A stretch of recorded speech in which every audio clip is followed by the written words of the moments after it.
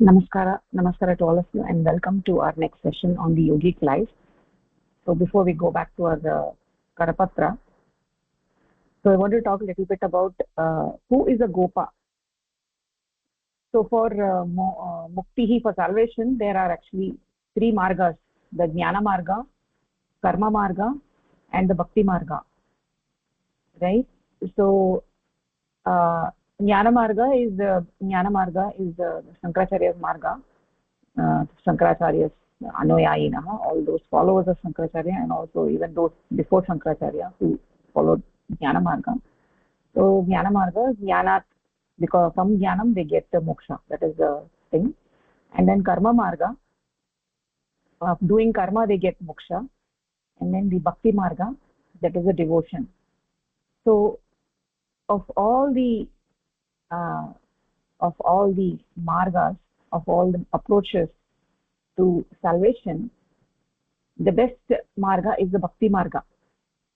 So even Shankaracharya, who is a renowned jnani, right, he himself has said, Moksha Samagriam Bhakti Reva Gariyasi. So of all the samagri for moksha, Bhakti is the Shrestha, Bhakti is the greatest. So even though we are yogis, we are not dry yogis. We are yogis who are having Bhakti Bhava towards Paramapurusha. Right? So Moksha Samagriam Bhakti Reva Gariyasi means Moksha Karana Samagriam. It's a Mokshasya Karanam. So what are the reasons or the causes for moksha? And of those causes, the best thing is Bhakti. Bhakti is the best sadhana by which you can attain Paramapurusha. So from the three approaches, Jnana, Karma, and Bhakti, of those three approaches, Bhakti is recognized as the best approach. So we know what is moksha. Moksha means getting liberation, right? So we said of the three approaches, Sarvasreshta, the greatest is Bhakti. So the question is, what is Bhakti? So Bhakti, the Sanskrit root Bhaj, from the Bhaj we add the sin pratyaya, we get Bhakti. So what is Bhaj Dhatuhu? Bhaj Dhatuhu, we add sin pratyaya, we get Bhakti. What is Bhaj?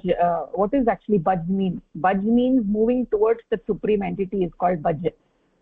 That supreme entity, which is a singular entity without any second, right? Without any second.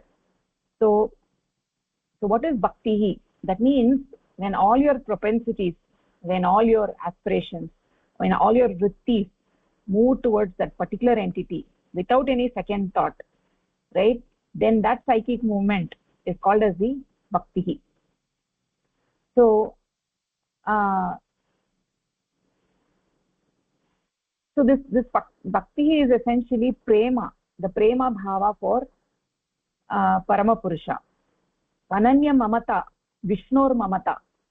Ananya mamata, Vishnor mamata, prema sangata. So that love and that affection that you have for Vishnu, that entity, that mamata you have that for that entity, that is actually called as the prema, right? So that Vishnu, who is an all-pervading entity, who is a sarva-vyapi, right? That love and affection towards that supreme entity, that singular entity, is actually called as Bhakti. It's called as prema. So Bhakti, what is Bhakti? Bhakti is nothing but prema. It is diverting or moving all your, channelizing all your vrittis towards that supreme entity, right? So in Bhakti, the Shuddha Bhakti, there are several strata, right?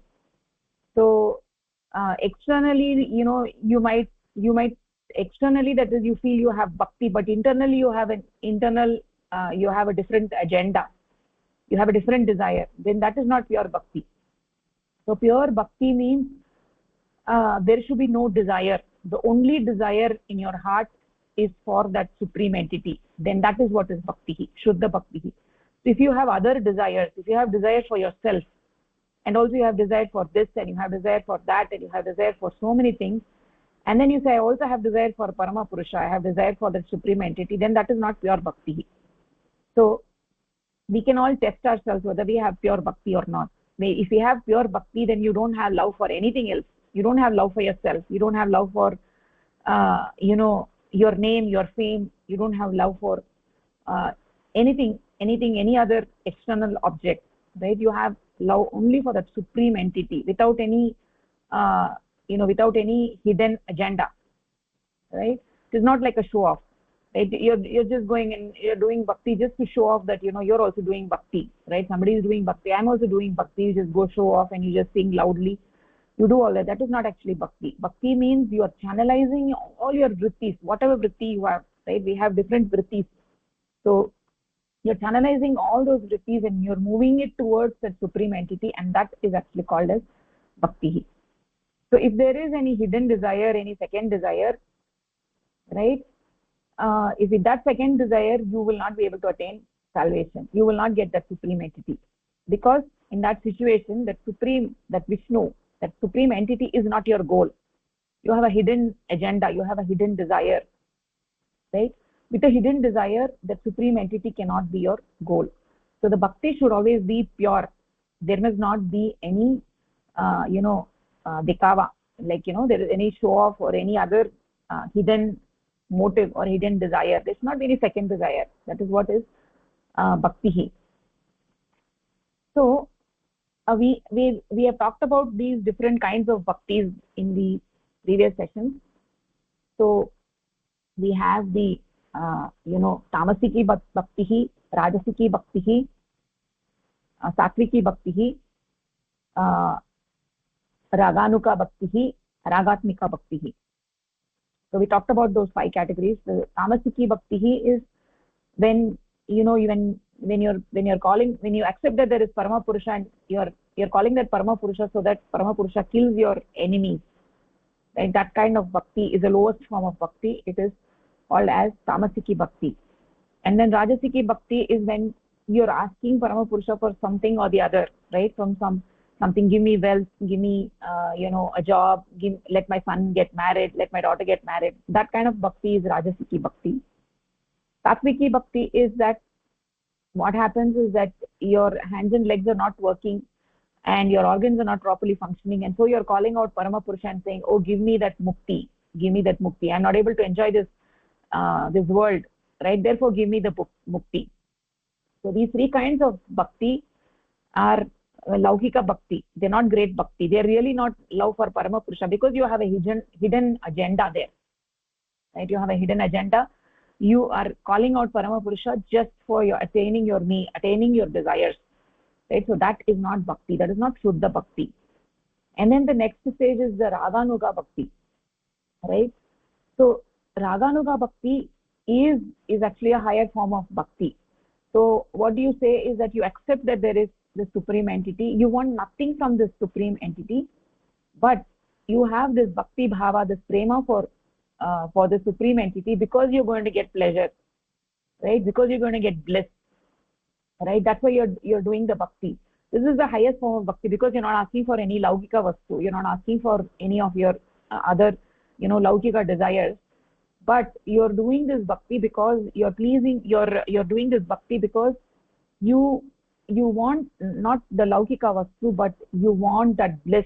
When you love Parama Purusha, you get this bliss, you get this pure bliss, ananda. That is why you're doing this bhakti, and that Shuddha bhakti is called as the Raganuga bhakti, right? It is called as Raganuga bhakti.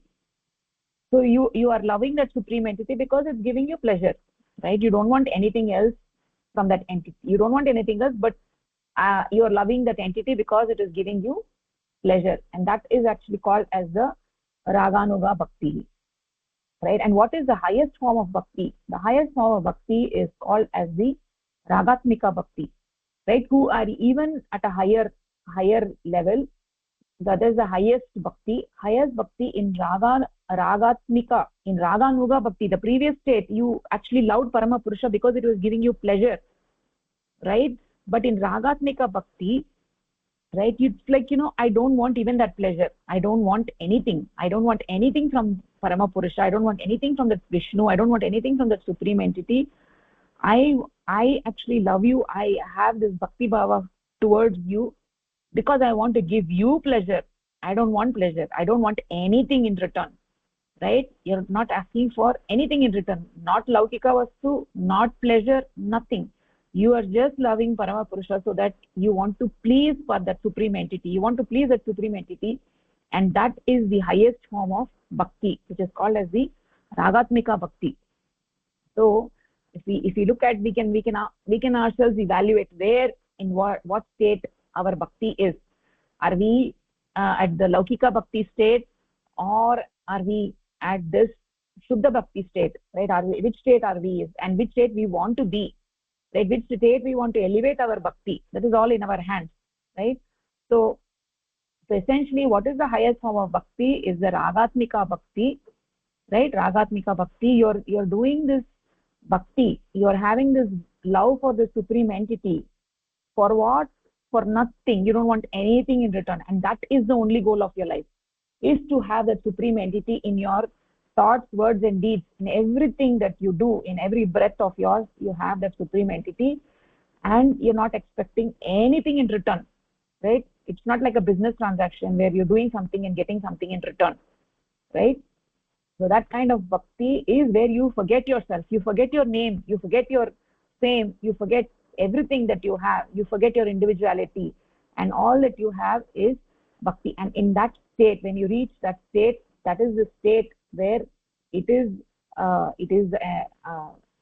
marga for mukti, it's a marga for moksha, it is the greatest marga for moksha, right? So those who have developed this kind of bhakti, are called as gopa in Sanskrita. What is gopa? Gopa means those who have developed this highest kind of bhakti, right? So in laukika Sanskrita, gopa means, we say that those people who keep cows or who raise cows, we call them as gopa. But in the spiritual sense, that is not gopa. Gopayate yaha saha gopaha, right? Gopayate yaha saha gopaha in Sanskrit. There is a bhakta. What is gopayate yaha saha gopaha? Means a bhakta, a man whose only intention is to please the supreme entity, is to give pleasure to the supreme entity, is a gopa. Yaha gopayate means to give pleasure to. Gopa dhatu is gupta to give pleasure to. It might have other meanings, but the main meaning in the spiritual sense is to give pleasure to. So they are called gopa. The laukika meaning, I said that people consider gopa means gopalakaha, means that somebody who is raising cows. But in the spiritual sense, gopa means not that. Gopa means one who is giving pleasure to, right? So what does the Paramapurusha say? I am a slave of my gopas. I am a slave of my gopas. Gopas are those who are giving pleasure to me. I am a slave of them.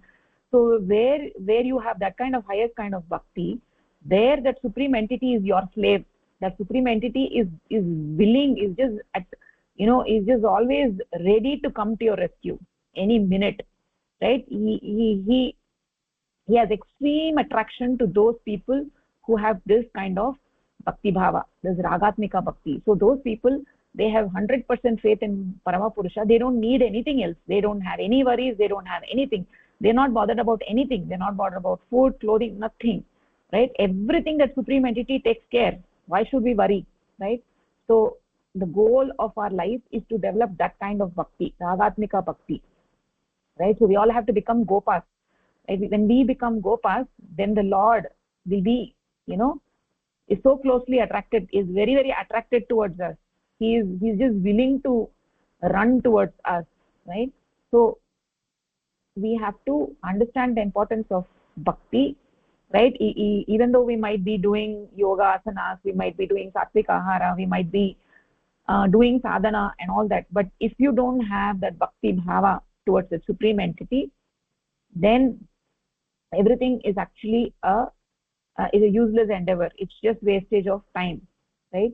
So without having that attraction towards that entity, right, without having that love towards that entity, so like when, if there are 10 children in the house, and if somebody comes to the house, the child always says my mother, it doesn't say our mother, right? So even though the mother belongs to every other child, but the child, if you ask the child where is your mother, he'll say my mother is not here in the house, it always says my mother. Why does it say my mother? Because the child feels the mother is only his or hers. It's the same way when we feel that Paramapurusha is only mine, right? He's not anybody else's, he's only mine. And when you elevate your bhakti to the Ragatmika bhakti, then you become a Gopa, you become an instrument, you become a yantra to give pleasure to that supreme entity. And to those Gopas, Paramapurusha is always willing to come, run. Om Saha Om. Okay, so Hari. so we are all closely associated, related. We are all closely related to the supreme entity, and he is also closely related to us. So nobody should think we are alone, right? Nobody should think we are alone, right? Nobody is alone. So the supreme entity is there. He is multifaceted. He is there everywhere, every nook and corner, in all the directions, in all the different directions. That supreme entity is there, and so he is connected with everybody. So we have all originated. We have seen the Shristi chakra. We know how we have originated. We have all originated from the same supreme entity. And so there is a connection. There is an individual connection with that entity, and also there is a collectively there is a connection with that entity. So we are all from the same progeny, right? So we are all brothers and sisters, and we should have this samabhava, right? Because we are all so closely related. So nobody should actually feel helpless, never alone. We should never feel alone, right? You should not feel that, oh, I'm all alone in this world, nobody is there to come to my rescue, right? He is always there with you. He is the antaryami, who is a sakshi satta, who is always watching you. He is always there, right? So you must never encourage any sort of pessimism or inferiority complex, right? It's very important that you should never have this pessimistic view of life, or nor you should have this inferiority complex. You should always feel that he's always holding my hand, he'll guide me. And with that approach, when you move forward with the bhakti bhava, then success is guaranteed. Success is guaranteed for all of us. So having said that, I want to go towards our Karapatram, right? So I also wanted to clarify that there was a question from Chandrasekhar Mahoday in the last class or the previous class. In the Shristi chakra, from we saw that from 12 o'clock to 3 o'clock, the cosmic mind emerges. Cosmic mind is created due to the gunas of the prakriti. Then from 3 to 6 o'clock, the panchabhutas emerge, and at 6 o'clock, the kshiti tattva emerges. So the question was, kshiti tattva also has reflected consciousness, right? So consciousness is there everywhere. It is there even in the kshiti tattva. So is consciousness reflected in the kshiti tattva at 6 o'clock? That was the question. So it is no doubt that everything in this universe is made. The samagri for everything in this universe is that Paramapurusha. There is no doubt about that.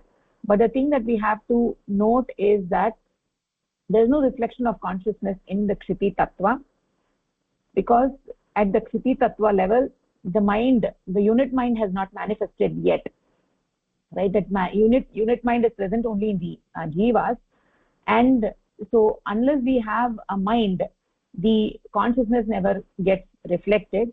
So the kshiti tattva level, the mind has not emerged, therefore it is not a reflecting plate, and therefore the consciousness is not reflected at the kshiti tattva level. It is actually true that we say that stone is made of purusha, that is correct, but it cannot reflect consciousness as it does not have a mind manifested within it, right? So actually mind is there, but it is not manifested. It is an unmanifested sushupta avastha. It is an unmanifested form. When the pressure of the tamoguna increases to the maximum extent, and when there is an anukula vatavarana, then the jiva emerges from stone, right? And at that point in time, the unit mind also emerges, right? The unit mind also emerges at that point in time. And when the unit mind emerges, then that becomes, depending on the how developed the mind is, it becomes a reflecting plate. Then only the reflection of consciousness emerges, when the unit mind emerges and the jiva emerges. So right, so So that is how we have to contrast Understand between about the times that you mentioned. What are the times that you mentioned? 12. Bhagini, you have to listen to the prior lectures, Bhagini. We have talked in great detail about the Shristi chakra. So how the clock, how it works in the form of a clock. Listen to the last few lectures, Bhagini. I have talked in great detail about that Shristi chakra. So over here, because you have not attended a lot of classes, right? So you will not understand the content. That's why. Yeah, so kindly listen to the prior lectures. You'll get understanding of the Shristi chakra, right? So over here, so what I was actually saying is that, so when the jiva emerges from the stone, then it starts to reflect consciousness. So what I was actually telling you, that the Srishti, the Srishti is in the form of a clock, how it progresses from the Nirguna Purusha, how it progresses from the Saguna Purusha due to the influence of Prakriti, and how gradually the Srishti evolves. That is what we have talked in great detail in the prior classes. I have also showed a chart of how we can visualize it. You can take a look at all of that and listen to the prior lectures. So the thing I wanted to talk right now is the contrast between the stone and when the jiva emerges. So at the stone, when it is a stone, when it is a Kshiti Tattva, at that point in time, the consciousness is not reflected. But then when the jiva emerges, when there is an Anukula Vatavaranam, then jiva emerges. At that point in time, the unit mind also emerges. So, and then it becomes a reflecting plate for the consciousness. So until that, it doesn't become a reflecting plate for the consciousness. So that we need to understand. So even though the stone is no doubt made of Purusha, but it is not a reflecting plate. So therefore, there is no reflection of consciousness. So in the stone, when we look at a stone, it is a jada vastu, right? Even though it is made of consciousness, we are not able to feel that consciousness in the stone because it doesn't have a mind, it doesn't have a reflecting plate, right? So that point I wanted to clarify. And now we can go back to our Karapatra.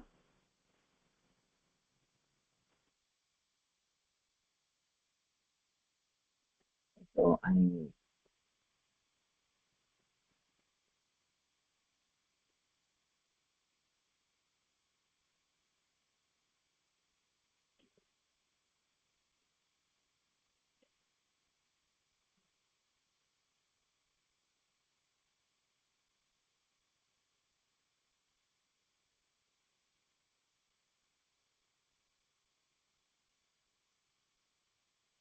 So we have been actually seeing how the Panchabhutas got evolved from 3 to 6 o'clock. And so this is actually further talking about at 6 o'clock when there's an Anukul Vatavaranam, the life emerges. So we saw that the earliest form of life was Kai, which was, it appears inanimate, but actually it is not inanimate. It does have some reflection of consciousness, which is different from the stone. Stone doesn't have a reflection of consciousness, but Kai, it was the first life which emerged, and it does have a mind. Even though it is not a completely developed mind, it has a mind, and there is some reflection of consciousness in Kai. And then after that, plants and flowers, everything came into being. We saw that, and in those we can actually see clear signs of life, and they have a little bit more developed mind compared to the Kai, and then they have reflection of consciousness, and from there the other lower animals developed, right? And in them also we can see the reflection of consciousness. So essentially the things that appears, the things which are less crude, which are a little bit more subtle, right? Then the consciousness gets reflected in a greater extent compared to the Kai, plants and the animals, the earlier forms of animals. They are more subtle, therefore they have reflection of more reflection of consciousness. So this is essentially the process in which how we move from the crude to subtle. It is the process of the pratisanchar, where we move from the crude to the subtle, right? So this is actually called as the pratisanchar movement, and we actually saw that so there are two phases, the sanchar movement and the pratisanchar movement. The sanchar movement is the movement from the subtle to the crude, and the Pratisanchara movement is the movement from the crude to the subtle, right? So we've actually come to this last paragraph. So we said that this whole Shristi is a thought projection of Saguna Brahma, right? And in this process is a movement from the subtle to the crude, and then the next phase is a movement from the crude to subtle. So all of this happening in the Bhumaman. It's all happening in the cosmic mind, right? And so at 10 o'clock, right, essentially at 10 o'clock, the human beings get created. They have a fully developed mind where the consciousness is fully reflected, and with that, the human beings are the highest evolved beings, right? With that, that humans are the final expressions, in the kalpana of Saguna Brahma.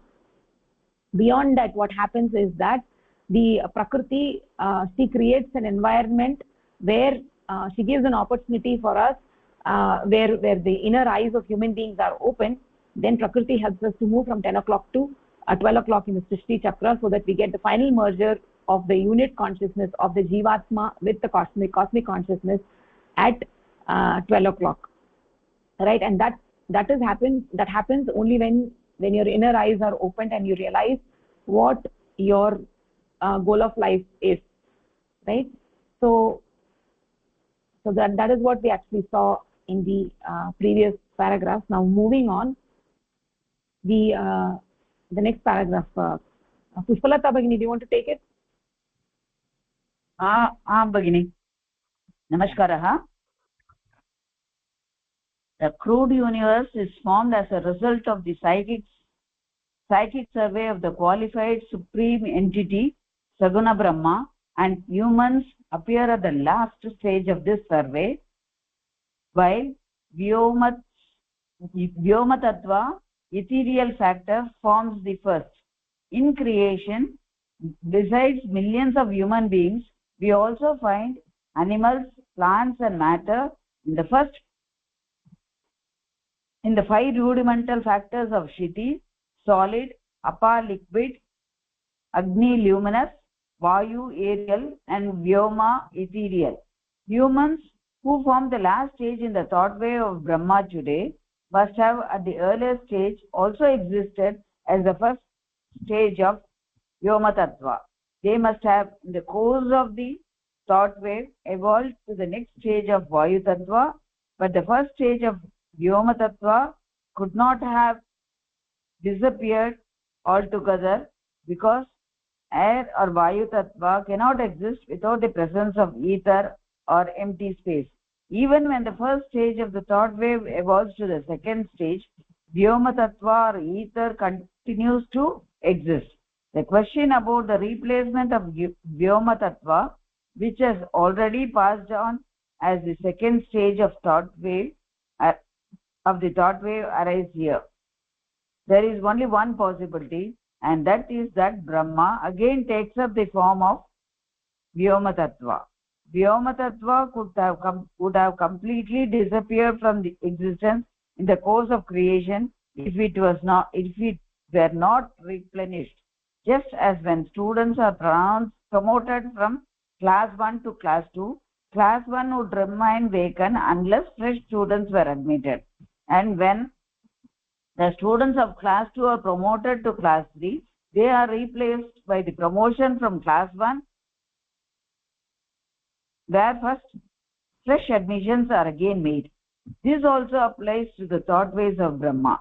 When Vyoma Tattva, ethereal factor, gets converted into Vayu Tattva, and Vayu Tattva becomes Agni, the vacancy created by the formation of Vayu from Vyoma is filled up by Brahma, creating more Vyoma Tattva in its thought waves. The student who joined class 1 earlier will obtain his degree sooner. Similarly, unit consciousness, which form the first stage of the thought wave of Brahma as primitive protozoa, will, after passing from subtle to crude and then from crude to subtle, develop as humans at the earliest moment. The speck of dust, which as an intermediate state in the evolution lies as an inanimate object today will also someday be transformed into humans. So this paragraph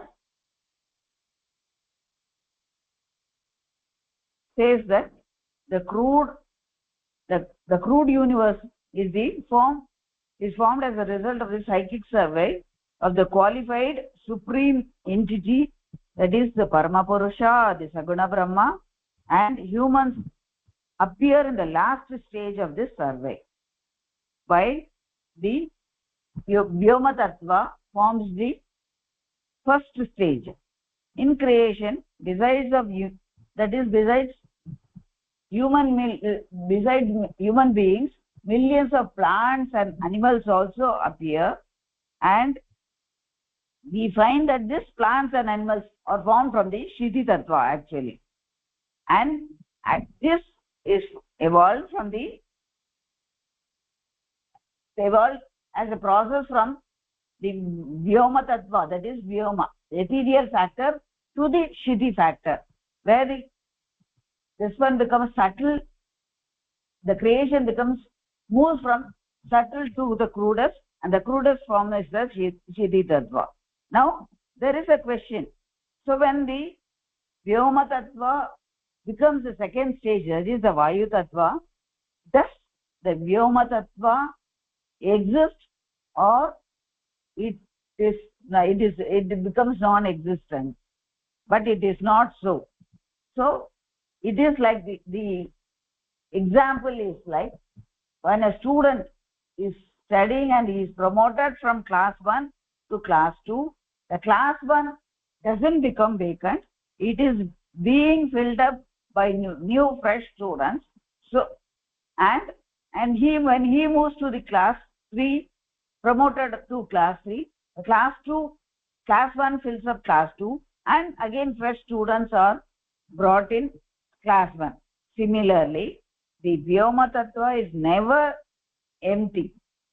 As the creation moves from the first stage to the second stage and then to the last stage, the fresh creation is made up in the Vyoma Tattva, the first stage of creation, and similarly from crude it goes to the subtle also.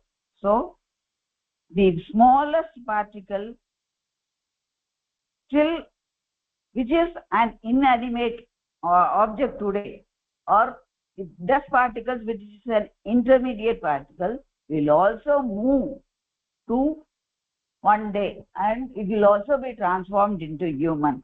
That is what this paragraph says. Bhagini, nicely said. Thank you. Yeah, so this is such a beautiful process that we have before us, right? So by this we can understand that we were all at one time Vyoma Tattva, right? I want to clarify that at that time we were not jivas per se, because the jivas emerge only at 6 o'clock.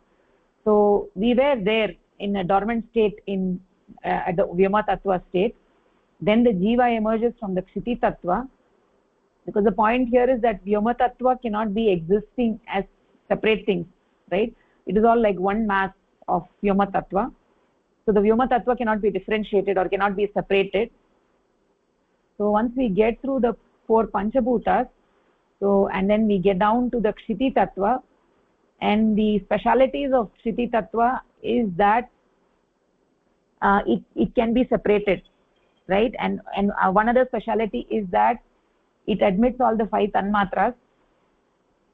But the main speciality that we are talking over here is that Shristi Tattva can be separated, whereas the other 4 tattvas, they cannot be separated. Like for instance, the Akasha Tattva, it cannot be separated. It is like one big mass. Same thing with the Vayu Tattva. Same thing with the Jala Tattva. If you have water in 2 cups and you pour them and they become just one, you can't separate them.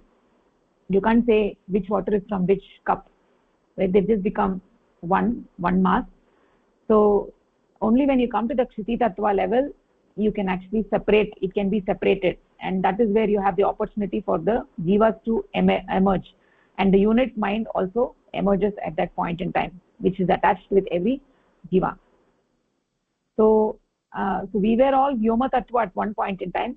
At that point in time, we were not differentiated as separate beings. So once we get down to Kshiti Tattva, then there comes the ability for separation. Then we get the emergence of life under congenial conditions, and the jivas, and as such, their journey begins. So we were all one cell beings, and then two cell beings, and gradually got developed, right? And then slowly we got developed, and due to clash and cohesion, the struggle to survive actually leads to development of the mind.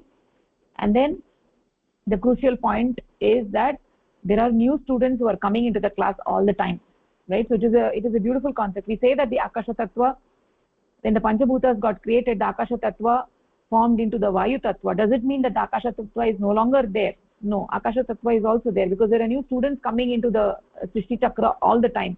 So we always have the Akasha Tattva, we always have the Vayu Tattva, we always have the Agni Tattva, the Jala Tattva, and the Kshiti Tattva.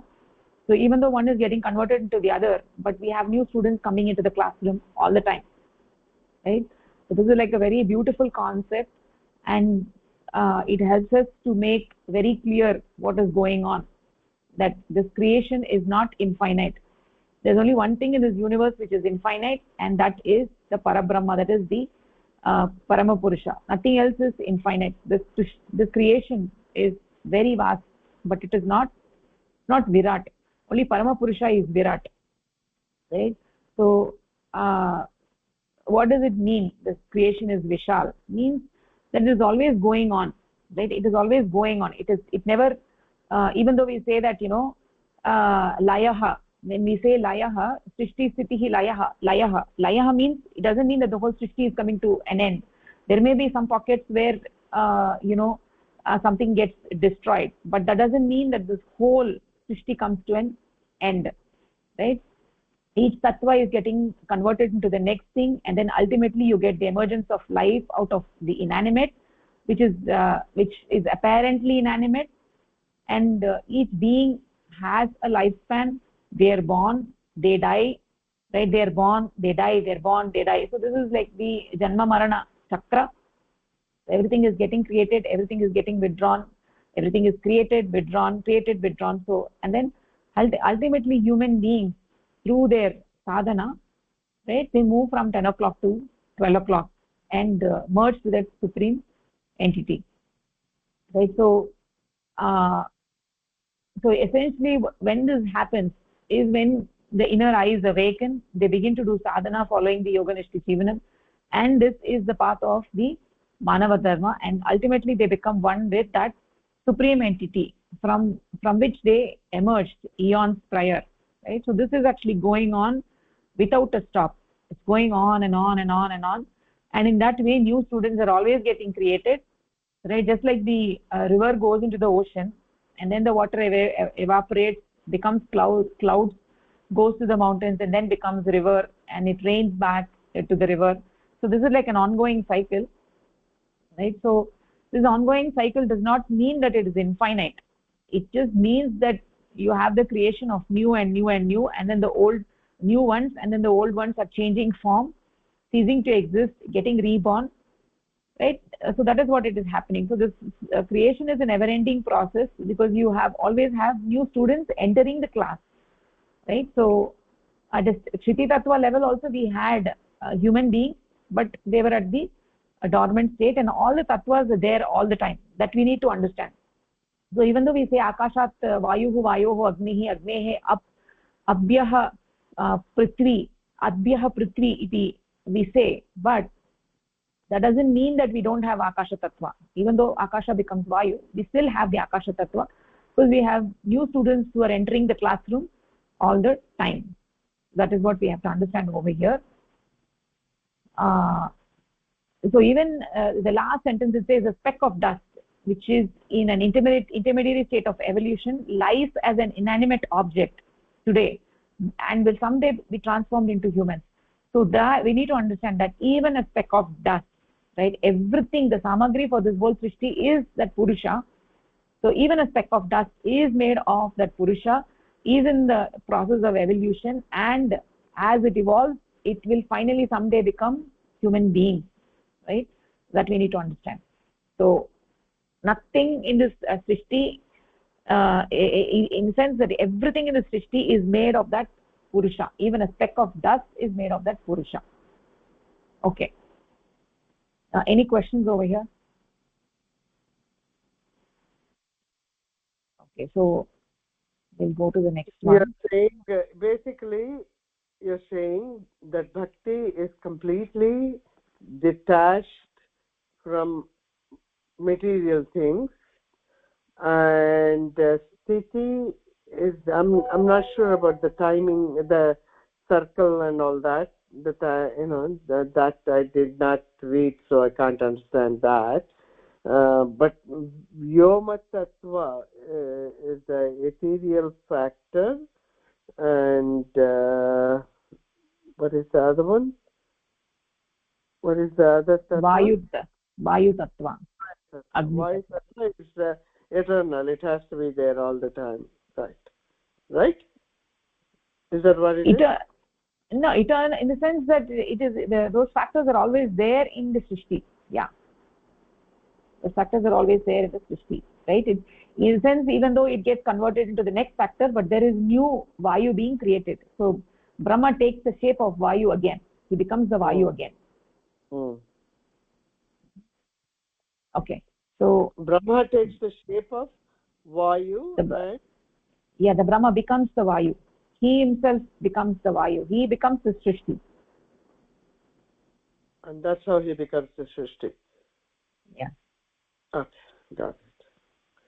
Okay. Shubham Bhagni, do you want to read next? I know you've not been there for some time. You want to read the next paragraph? Yes, Bhagini. Namaskar, Bhagini. Namaskara, Bhagni. Welcome back. Purusha is subtle by nature. Just before that. Okay. As Saguna Brahma is subtle and creation moves from subtle to crude, then again from crude to subtle, this shows that creation is formed out of it and again marches back to it. Saguna Brahma is subtle and creation is also from subtle to crude, and again from 6 in cloak, then again creation from crude to subtle, and this whole process shows that creation is formed from Sagun Brahma, that is subtle, and again merge into it, that is back to subtle. Purusha is subtle by nature. It is due to the maximum influence of Prakriti that Purusha becomes the crudest in Shiti Tattva. Purusha is subtle, and because of influence of Prakriti, it becomes crudest in Shiti Tattva. When the influence of Prakriti is greater, Purusha becomes cruder. If the effect is like more, then it will become more crude. And when that influence is less, he is more subtle. This is the reason that Purusha becomes inanimate, Jada, Jada, in Shri Tattva. In Shri Tattva, the effect is more, that's why the Purusha becomes more inanimate or Jada, where the application of the qualifying principle of Prakriti has reached its climax. After this phase, creation again marches towards the subtle from its crude form, and as a result, its closeness to non-qualified Purusha also slowly develops. And after Shri Tattva, this phase creation again merges toward the subtle from its crude form. At Shri Tattva, the effect is maximum. That's why the crudest form is there, and after that again from crude to subtle. And as a result, its closeness to non-qualified Purusha also slowly develops.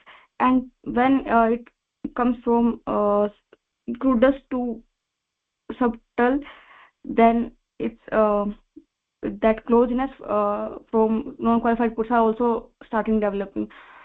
The development shows the gradual release of Purusha from the influence of Prakriti, and unless Purusha is freed from the influence of Prakriti, his return to the non-qualified state is not possible.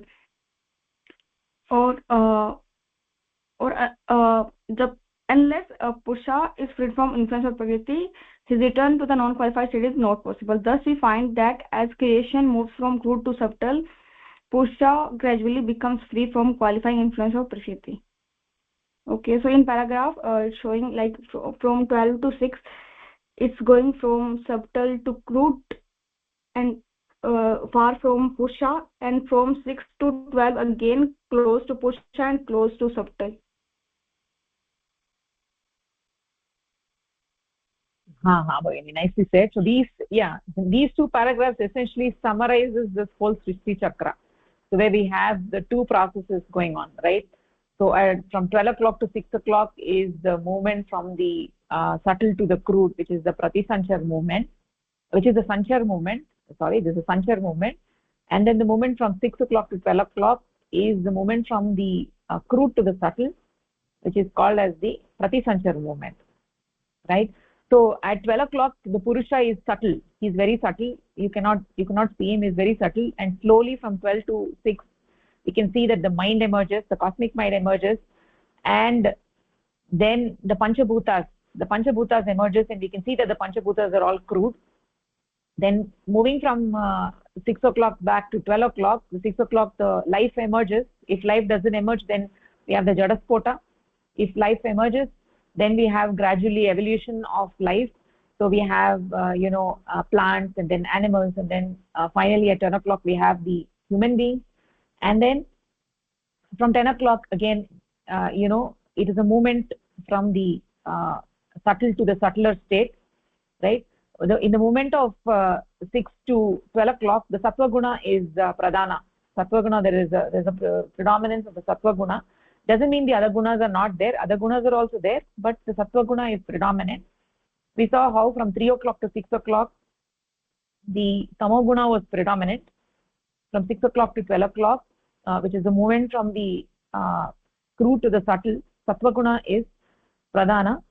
And in this movement of pratisanchar, Prakriti slowly starts freeing the Purusha from bondage. He slowly starts getting freed from the bondage, and at 10 o'clock when human beings emerge, they have this greater opportunity of moving towards the kendra, towards the nucleus, because this by doing sadhana they get slowly freed from the bondage, they get slowly freed from the influence of Prakriti. So Prakriti is all designed in such a way that in this movement from 6 o'clock to 12 o'clock, so she gradually releases the Purusha, right? In this Pratisanchar movement, she gradually releases the Purusha from the bondage. That is how this Shristi has been created, right? So in the Sanchar movement, Purusha gets more and more and more, he gets bound, whereas in the Pratisanchar movement, he slowly gets freed, right? So these two paragraphs is giving an overall picture of this whole thing. The Prakriti from 12 o'clock to 6 o'clock is having greater and greater effect on the Purusha, and then from 6 o'clock back to 12 o'clock she's having less and less effect on the Purusha. So that is why Prakriti is called as a Nitya Nivritta, right? Nitya Nivritta. So she's gradually waning, right? From 6 o'clock to 12 o'clock she's gradually waning. So from 12 o'clock to 6 o'clock she was actually growing in effect, right? She's becoming more and more powerful. Then from 6 o'clock to 12 o'clock she's becoming more and more weak, and ultimately allowing for the liberation of the Purusha, right, when it returns back to 12 o'clock. So that is how this whole Shristi chakra has been summarized over here. Actually, in fact, beautifully summarized. Okay. So we can actually go to the next paragraph. Hamsini Bhagini, do you want to read? Sure. Purusha is gradually becoming free from the bondage of influence of Prakriti and the movement. Can you read a little louder, madam? Okay. Purusha is gradually becoming free from the bondage of the influence of Prakriti in the movement of creation from crude to subtle. While the other phase of creation, he is gradually falling more and more under the influence of Prakriti as creation moves from subtle to crude. He finally becomes inanimate in the form of Kshititava Kshiti under tattva. Kshiti tattva. under the extreme influence of the qualifying principles of Prakriti. The property of Prakriti is to qualify Purusha. In the phase of creation where the subtle changes into crude, we find that Prakriti gradually qualifies Purusha, as a result of which he is deprived of his capacity to reflect cosmic consciousness until he appears completely devoid of consciousness and lies as an inanimate object in the form of Kshititattva. In the movement from subtle to crude, Prakriti exercises her qualifying property to the fullest. But in the other phase of creation, when the movement is from crude to subtle, we find that gradually the reflection of consciousness becomes clear. In other words, Purusha is gradually becoming free from the influence of Prakriti. In this phase of creation, Prakriti is not able to exercise her binding quality properly because Purusha, instead of coming further under her influence, is becoming free as a result. How Purusha is able to free himself from the influence of Prakriti when her nature or property is to qualify and influence Purusha needs explanation.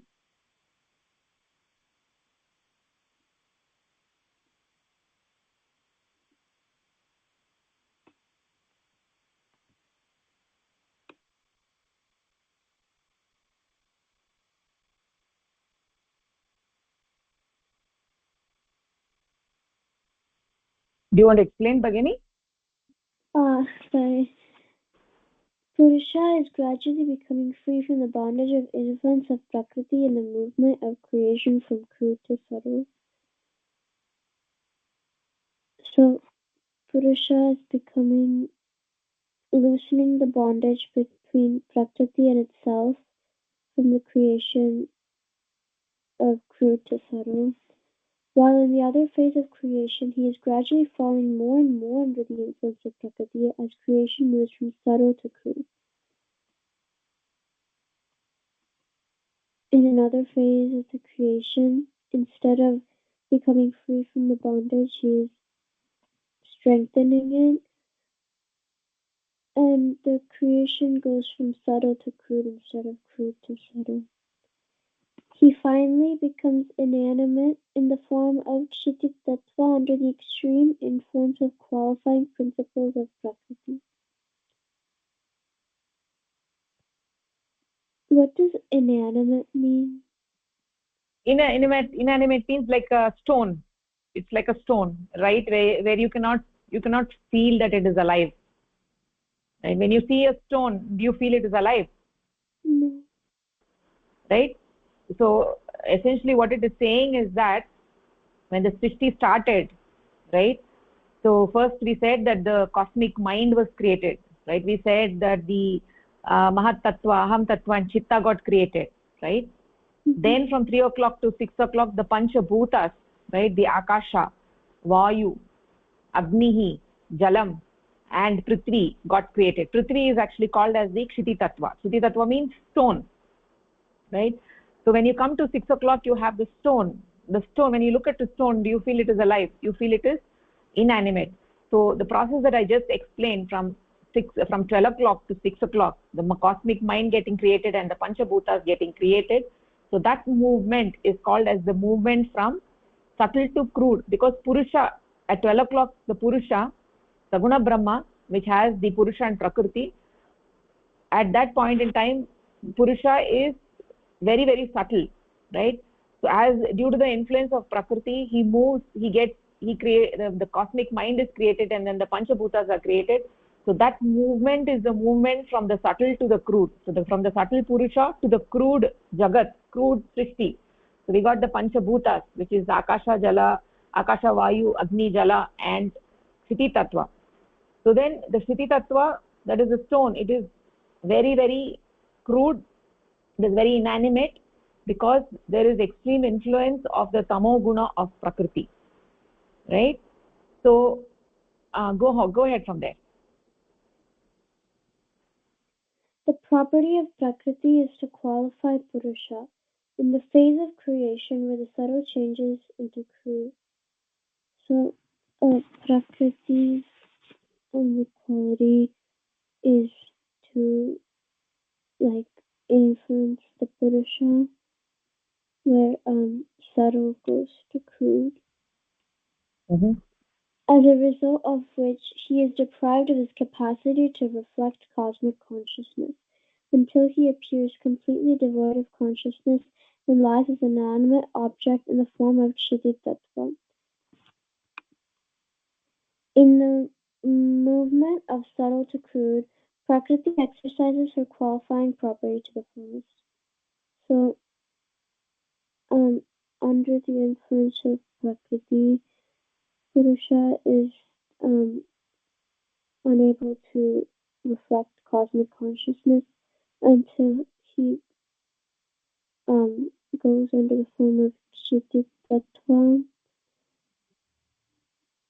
and in the movement of subtle to crude. And that is when Prakriti exercises her qualities to the fullest. But in the other phase of creation, when the movement is from crude to subtle, we find that gradually the reflection of consciousness becomes clear. In other words, Purusha is gradually becoming free from the influence of Prakriti. So, in the other phase of creation, it goes from crude to subtle because Purusha is relieving the bondage that it has with Prakriti.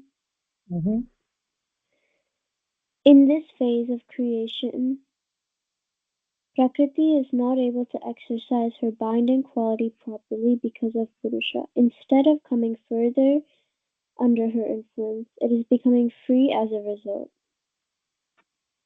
So it's just, again, restating that Prakriti is not able to very strongly exercise her qualities because she doesn't have as much influence on Purusha. How Purusha is able to free himself from the influence of Prakriti when her nature or property is to qualify or influence Purusha needs explanation. So, since Prakriti's nature is to influence Purusha, the mystery that Purusha is able to relieve the influence still needs explanation. Okay, Bhagini, nicely said. I think you haven't come for a few classes, so you have missed a lot. So I would ask you to go back and listen to the last few lectures. It is talking about the Shristi chakra, so you'll get an idea about what we are talking about, right? And also I would ask you that you be regular to the classes, okay? Unless you have and absolutely you have to miss the class. Otherwise I would ask you to be regular to the classes, okay? Okay. Yeah, and also go back and listen to the prior lectures. Otherwise you will not understand, right? Because when you miss the classes, then we have covered a lot, right? So then it becomes difficult in understanding. So go back, listen to the prior recording, okay? And let me know, send me a message that you have listened to the recording, okay? Okay. Yeah, okay, very good. Okay, Bhagini, thank you. So yeah, so this is exactly what I was actually talking, that in the process of the sanchar, Prakriti influences, her influence on the Purusha increases gradually in the sanchar dhara, right? She is increasing her influence on Purusha from 12 o'clock to 6 o'clock. On the other hand, from 6 o'clock to 12 o'clock, Prakriti is decreasing her influence in the movement from 6 o'clock to 12 o'clock, right? That is in the Prati Sanchar movement, right? This the question that arises is when Prakriti is Trigunatmika, and Guna means that whose nature is to tie or to bind, right? So Prakriti's nature is to bring things under bondage, right? So when Prakriti's nature is to bring things under bondage, essentially bring Purusha into bondage, then how is it that ultimately in the Shristi chakra that she releases from bondage rather than increasing bondage, right? She's supposed to increase her bondage. So how come in the Pratisanchar movement she is releasing her bondage, right? How is that Purusha is able to free himself from the influence of Prakriti when her nature is to bind, right? That needs an explanation. So what we actually saw over here in this paragraph is that in the Sanchar movement, Prakriti increases her influence, and Purusha is coming under extreme influence of Prakriti, and he becomes an inanimate jada vastu, inanimate, right? Without having any consciousness, without reflecting any consciousness, he lies there as a jada vastu. And then because when we look at a stone, we feel it doesn't have any consciousness, right? It doesn't have any awareness of its existence, right? So then but then again, from the movement from the 6 o'clock to 12 o'clock, we see that Prakriti is slowly releasing her bondage, right? Because we are getting more and more clear reflection of consciousness. At 10 o'clock, when human beings are created, we have a clearer reflection of consciousness, right? That is because Prakriti's influence on the Purusha is gradually waning, right? So Purusha is getting gradually becoming free from the influence of Prakriti, right? So the question is, if Prakriti's nature is to just bind, how is it that Purusha is able to free himself from the bondage from 6 o'clock to 12 o'clock? So that is a question that needs to be explained over here. So okay, Pushpalata Bhagini, do you want to read?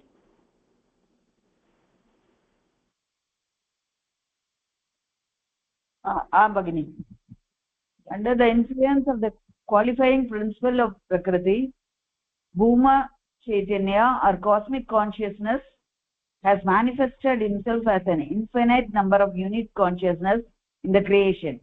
It is only some of these unit consciousness which have taken the form of Shiti Tattva, and these are gradually being freed from the influence of Prakriti in the moment of creation from crude to subtle. The entire creation has its origin in Saguna Brahma, and so the supreme entity is the cause of the transformation of unit consciousness into this crude creation, and also of its freedom from the qualifying force. It is Saguna Brahma who is responsible for this. Saguna Brahma himself must be emancipated if he is responsible for the emancipation of his unit consciousness. Otherwise, Saguna Brahma could not be the cause for the emancipation of unit consciousness. One who is in fetters himself, cannot release others from them. If Ram and Shyam have both been locked up, Rama will never be able to get Shyama released as long as he is in prison. Rama cannot accomplish this from inside the prison, no matter how hard he tries. Rama can never be the instrument of Shyama's release. But someone who is outside the prison could free Shyama even with only a little effort. He could have become the cause of his release. Those who are not free themselves cannot become the means of freeing others. Hence, if Saguna Brahma is to be the cause of emancipation of unit consciousness, he must be someone who is himself emancipated. So we see from the previous paragraph, we see that the qualifying principle, under the qualifying principle of the Prakriti, the Bhuma Chaitanya or cosmic consciousness, as the Purusha has manifested himself as infinite number of unit consciousness in the creation. it is only some of the unique consciousness which have taken the form of Shiti Tattva, and these are gradually being freed from the influence of Prakriti in the moment of creation from crude to subtle. That is, the entire creation is the origin of Saguna Brahma, and so the supreme entity is the cause of transformation of unit consciousness into this creation, into this crude creation, and also of its freedom. See, he himself has been transformed, and he is getting his own freedom. So if it is a Saguna Brahma who is responsible for the creation and also getting himself freed. Otherwise, if he is responsible for the emancipation, he could not have done it unless he is emancipated himself. So a person who, for example, a person who is not in trouble with himself and who is free of himself only can advise. We can also say that others. So if he himself is in trouble, he cannot do anything, or he cannot give advice to someone. The best example shown here is there are two people who are imprisoned and they cannot be freed, or one cannot free the other unless the one is already freed outside. So the one, say for example, Ram and Shyam are getting imprisoned. Ram should be first taken out, or he should be freed out, and then only he can take out Shyama from the prison. Similarly, the Saguna Brahma, who has transformed himself from subtle to crude, emancipates himself from crude to subtle. I think this paragraph explains it. Yes, Bhagini. Yes, Bhagini. Nicely said. So that is the scenario, right? The scenario before us is that it is the Saguna Brahma who is running this whole Shristi, right? So the Saguna Brahma is the one who is running this Shristi, and also in that process getting bound, right? So when you say Saguna Brahma, it has both Prakriti and also Purusha. So the sense is that this Saguna Brahma, which is the aspect, which is the Purusha, which has the Purusha, which is getting gunified, which is getting bound by Prakriti. However, it is being stated here in a little bit different way. That is to say that I think in the ensuing paragraphs it will become more and more clear. Although this Purusha is Saguna, is Guna Sahita, right? But if it were truly under bondage, then it will not be able to free the unit consciousnesses, right? So the example of Rama and Shama is just for the purpose of understanding that someone who is in bondage cannot release others from bondage. So Saguna Brahma himself must be freed so that he can help the jivas to get freed from 6 o'clock to 10 o'clock, 6 o'clock to 12 o'clock.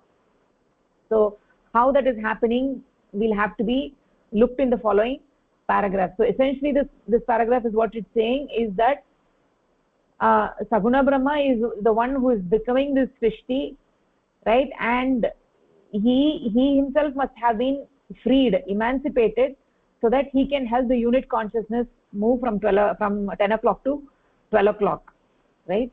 So essentially that Saguna, how Saguna Brahma does that will have to be seen in the following paragraph.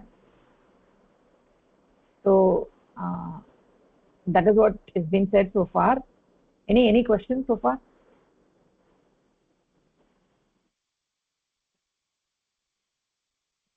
Okay. So I would actually ask all of you all to come in the next class as well and try to be regular as much as you can. right? Okay, so we'll end the session over here. Thank you all. How धन्यवादः, many people नमस्कारः. started this धन्यवादः, sessions, नमस्कारः. Bhagini? नमस्कारः.